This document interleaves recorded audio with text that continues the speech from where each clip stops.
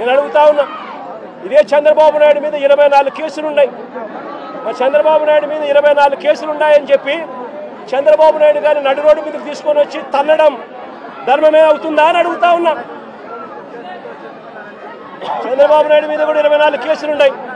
ఆయనను కూడా రోడ్డు మీదకి తీసుకొని వచ్చి తంతే ధర్మమేనా అది?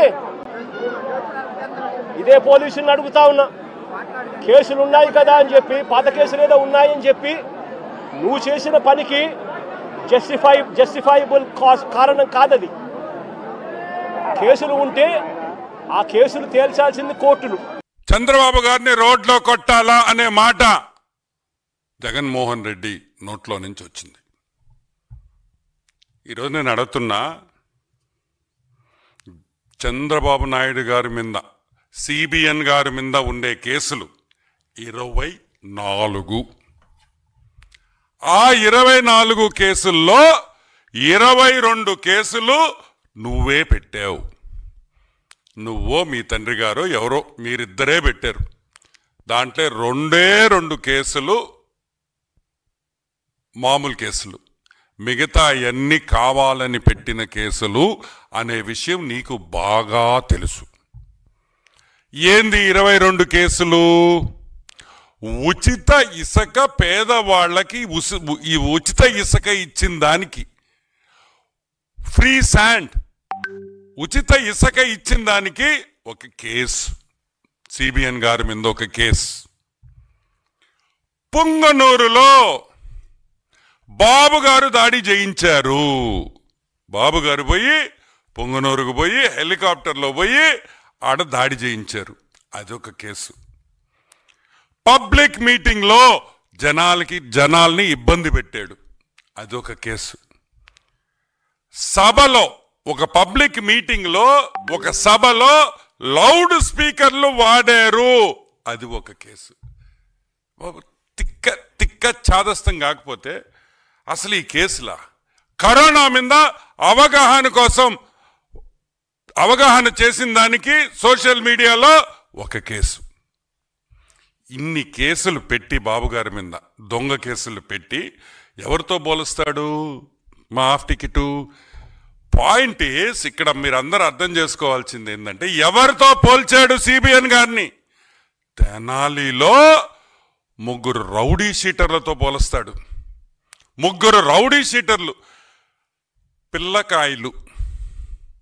ఎవరు వాళ్ళ? 3 పిల్లకాయలు, చిన్న చిన్న పిల్లలు అని ఈ తిక్కలోడు మాట్లాడతాడు జగన్మోహన్ రెడ్డి. ఒకడు 1 కేజీ గాంజాతో దొరికాడు. 1 కేజీ గాంజాతో దొరికినోడు పిల్లోడంట, చిన్న పిల్లోడు. ఒక అమ్మాయి, ఒక ఆటో డ్రైవర్ మీద దాడి చేస్తే వాడు చిన్న పిల్లోడు. ఒక అమ్మాయిని రేప్ చేయబోతే వాడు చిన్న పిల్లోడు. ఒక ఆటో దొంగలిస్తే పట్టుకుంటే వాడు చిన్న పిల్లోడు. ఒక పోలీస్ కానిస్టేబుల్ మీద హత్యా ప్రయత్నం చేస్తే వాడు చిన్న పిల్లోడు.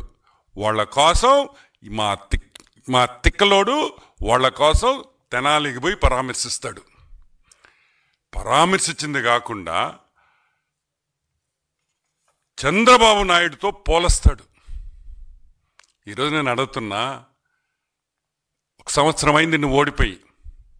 ఈ సంవత్సరంలో అయినా మందులు తీసుకొని బాగవచ్చు కదా? ఈ సంవత్సరం అయిన తర్వాత అన్నా మందులు తీసుకొని బాగవచ్చు కదా? ఏమైంది జగన్మోహన్ రెడ్డి నీకు? నువ్వు మారవా?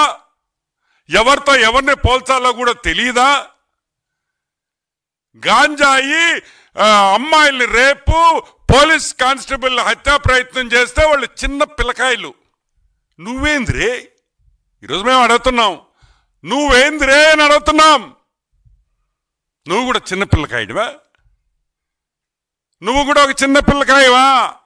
వాళ్ళ కోసం తెనాలికి పోయి చీయం అన్నారు, చీ అన్నారు. ఏమైనా అర్థం ఉందా అని అడుగుతున్నా. అమ్మాయిని రేప్ చేసి ఒక పోలీస్ కానిస్టేబుల్ మీద హత్యా ప్రయత్నం చేస్తే పోలీసు వాళ్ళని తిడతావా? దొంగ కేసులను పెడతావా? చెప్తావా? కొన్ని కేసులు నీ సమయంలోనే జరిగినాయి. నువ్వు ఒక రౌడీ షీటర్ అని మీ వాళ్ళే నీ హయాంలోనే అతని మీద కేసులు పడ్డాయి. ఎంత పెద్ద లిస్ట్ ఉంది వాళ్ళ మీద. ఈరోజు ఒకటే అడుగుతున్నాం జగన్మోహన్ రెడ్డిని. సింపుల్ ఫ్యాక్ట్ ఏంటంటే, నువ్వు చెప్పినట్టు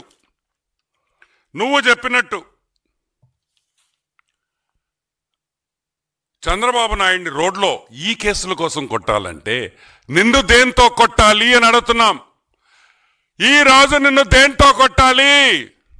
చెప్పుతో కొట్టాలా? చెప్పుతో కొట్టాలా?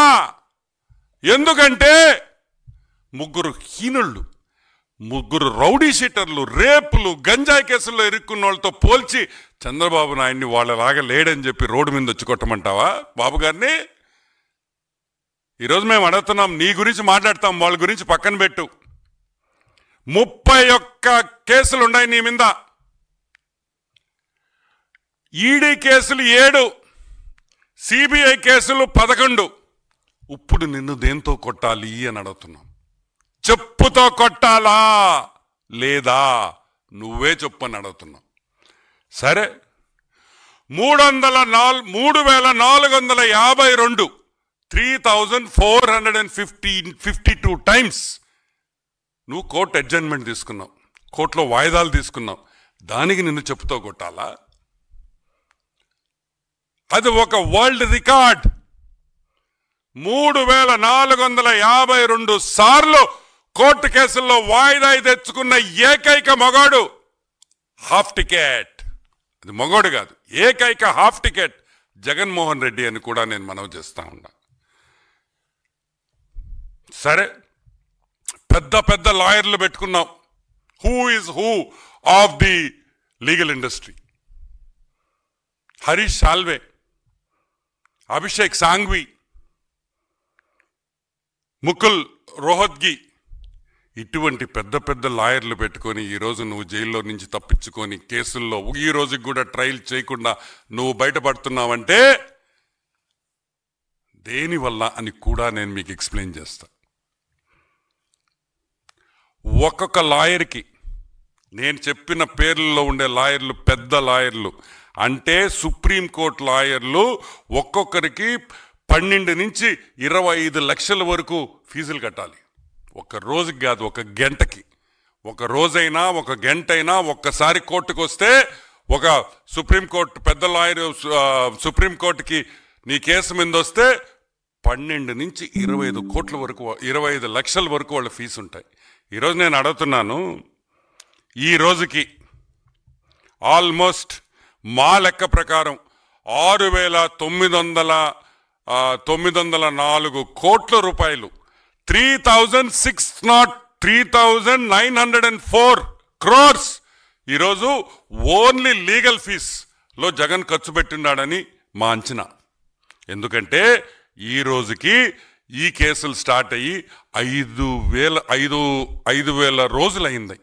5,000 రోజులు, ఒక రోజు 2 రోజులు కాదు. చిన్న కేసులు అరెస్ట్ చేస్తే కరెక్ట్గా సంవత్సరంన్నరలో కేసు తీర్పిచ్చేస్తా ఉన్నారు. ఈరోజు మేము అడుగుతున్నాం, 5,000 రోజులైంది జగన్మోహన్ రెడ్డి హాఫ్ టికెట్. ఈ రోజు కూడా నీ మీద వేసిన కేసుల్లో ఈరోజు ఒక్క విచారణ ఒక్క కేసులో కూడా జరగలేదు. అసలు ట్రయల్ మొదలే కాలేదు.